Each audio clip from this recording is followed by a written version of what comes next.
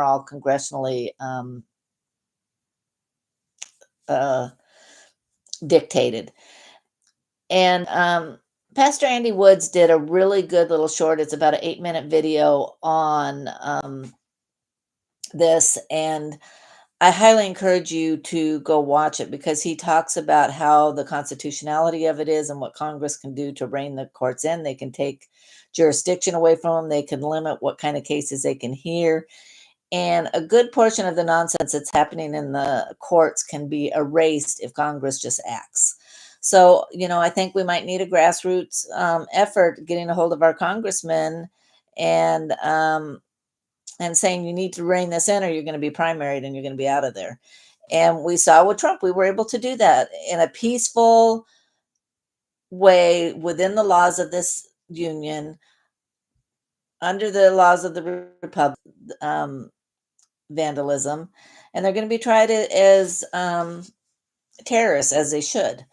And that's not an easy sentence. It's like 20 years in a federal prison. There is no chance of parole. And most of these people are not tough. They're not going to make it in that system. So, but you know what?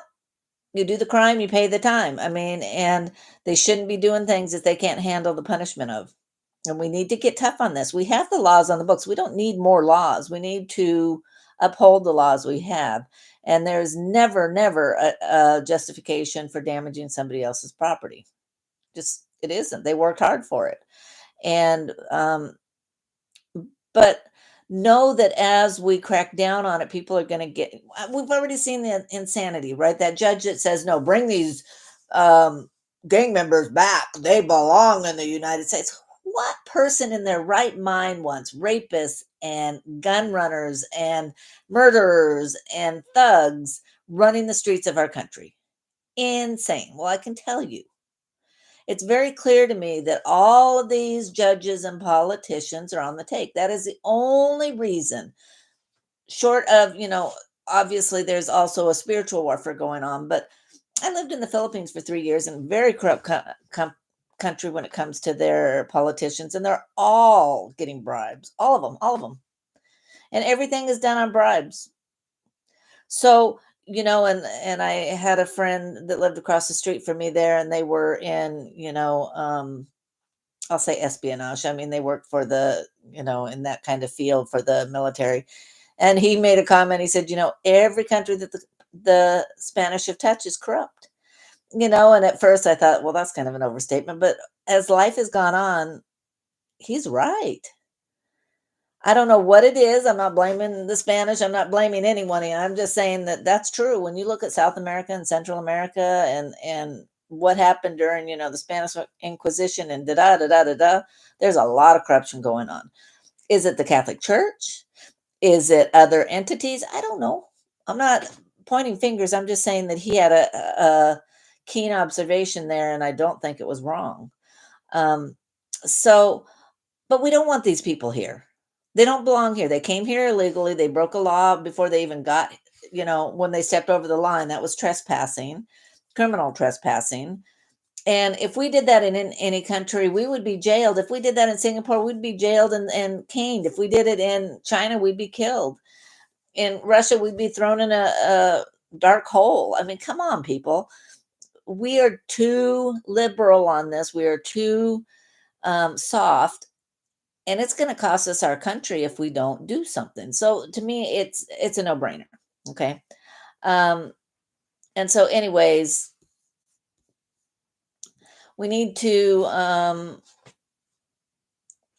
keep doing that. We need to keep exporting these people and cleaning up the streets. But at the same point, do not think that there's not going to be retaliation. If we already have judges and politicians retaliating about getting rid of hardened criminals, what do you think the cartels that were making billions, if not trillions, off of these people is, we're hitting them in the pocket. They're not going to like it. And they're not civil people. They're rough. They're tough. They like to kill. They don't care about life. So don't think that it's not going to get dirty. Don't think that it's not going to get worse before it gets better. So just be aware. but we need to keep doing it. We need to, I think of when Rudy Giuliani went into New York and it was just a big mess and he cleaned it up. And if it wasn't for the RICO laws, he would have had a tough time. But those RICO laws allowed him to put a lot of bad people away. And I visited New York in 2012 and it was a great city. I didn't think I'd like it, to be honest, because I'm not a city person, but people were so kind and it was clean and people were helpful and I didn't feel threatened in any way. I didn't feel like it was dangerous. I wouldn't go to New York today. No way.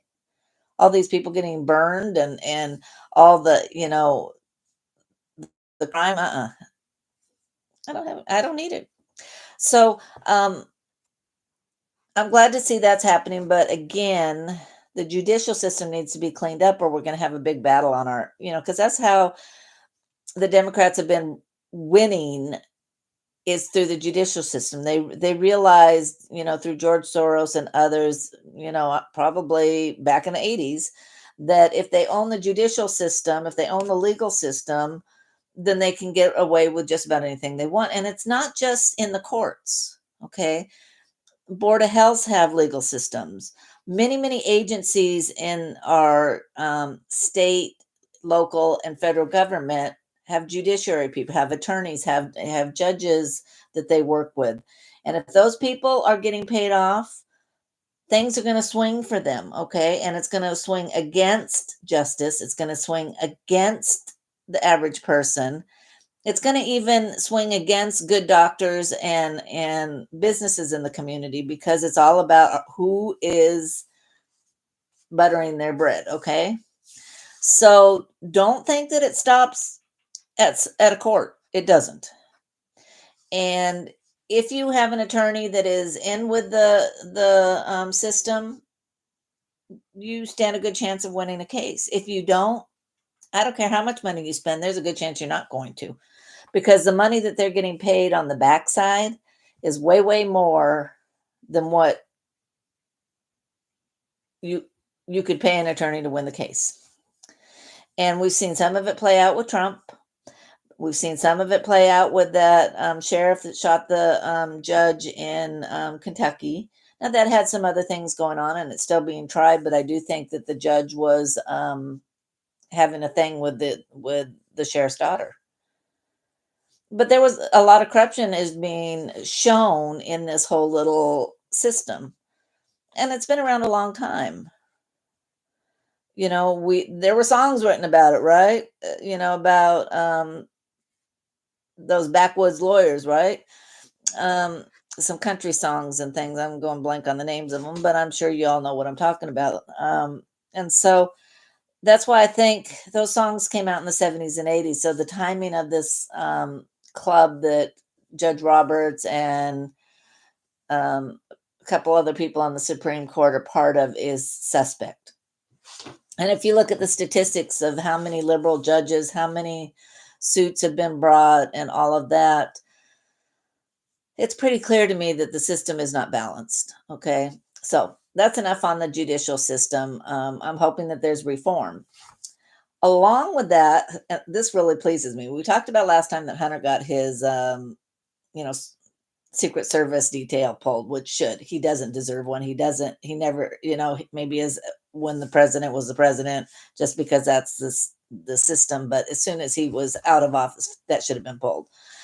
But now they're pulling security clearances on, not just ex-CIA and FBI people, but on Hillary Clinton and on Harris and some others. And again, when I left the hospital system, they immediately took away my access to the computer system so I couldn't look at medical records or any of that kind of thing.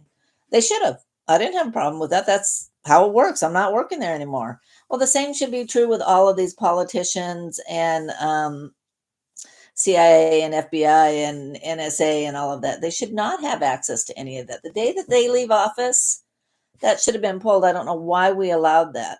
Because again, it's allowing a backdoor in to do lawfare. It's a backdoor in to be treasonous. It's a backdoor in to cause havoc. And they shouldn't have that. So I'm really glad to see them tightening that up. And what a shocker, huh? For them. I mean, can you imagine like being someone like Hillary that for the last 8 years plus you've had access to all this, and all of a sudden you don't.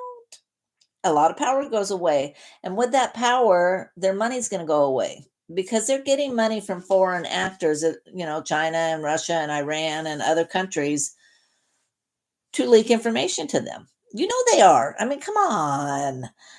Let's not be stupid. And so now they don't have the information to leak. So now they have no value to them. They're irrelevant now. They're just you or me. I don't have any information to leak to them. You don't have any information to leak. We're just people. So now they're one of us. How does that feel?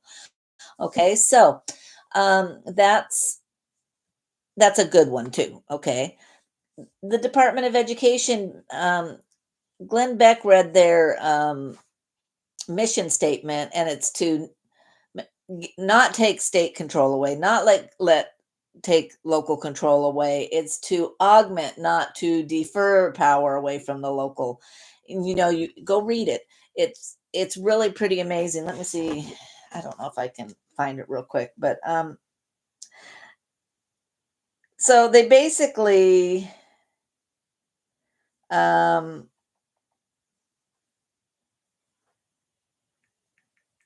signed their own death warrant with that.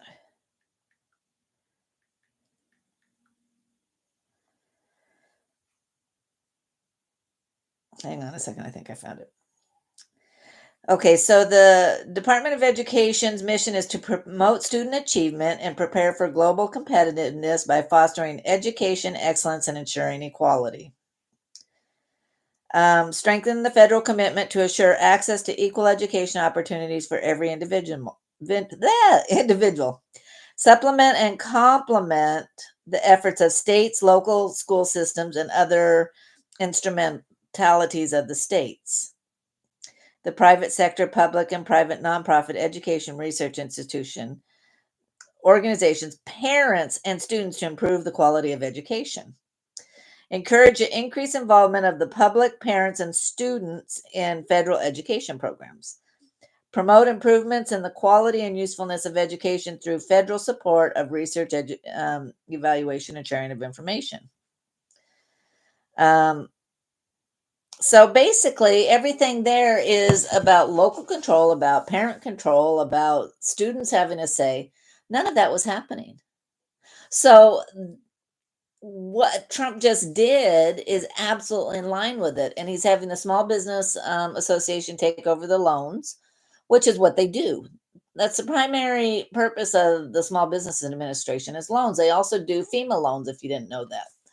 And, other funding for people that have been through a disaster. So basically, instead of it being a small business, it should be a government loaning, right? And then one of the other things is going to be taken over by Howard Lustig. And he is another one that I really like this guy. He's always happy. He's been through hell and back, losing all of his employees and his whole business on 9/11. And the only reason he wasn't there was after his wife had begged him to take his son to school, he finally decided that day would be the day. Now tell me God isn't in that. And he was spared. He actually saw it happen as he's dropping his kid off from school. And normally he would have been there and he would have been gone too. So his story is amazing. I really like his outlook. He seems very much a cooperative, let's win-win-win kind of person, and so I really like that. So that's another promise made, promise kept from Trump. Um, Another thing they're doing that I think is brilliant is, the way that our laws are written is we're not supposed to use U.S. military on U.S. soil, and so that could be a loophole for the cartels along the southern border to fight us because we're not really supposed to do that. So they're looking at right now making the whole southern border like a demilitarized zone, like a military base all along the border so that our soldiers can engage because it's no longer public land, but it's a military installation of sorts.